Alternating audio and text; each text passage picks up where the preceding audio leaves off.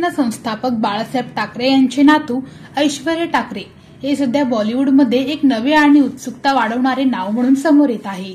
गाजावाजा न करता फक्त तळमळीने आणि मेहनतीने त्यांनी आपली वाट बनवायला सुरुवात केली आहे।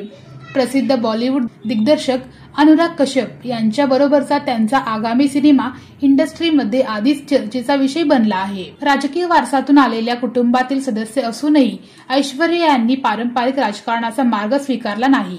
त्यांनी निवड केली ती सिनेमाची, कथाकथन आणि कलाकुसरीची।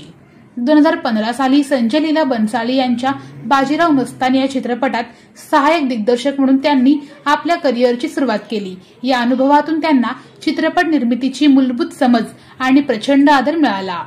मायकेल जॅक्सनचे मोठे चाहते असलेल्या ऐश्वर्या यांचा नृत्यातील आत्मविश्वास आणि रंगमंचावरील उपस्थित लक्षणीय आहे। त्यांच्या रिहर्सल पाहिलेल्यांचे म्हणणे आहे की त्यांचा लयीतला कस आणि सहज नियंत्रण खूप प्रभावी आहे।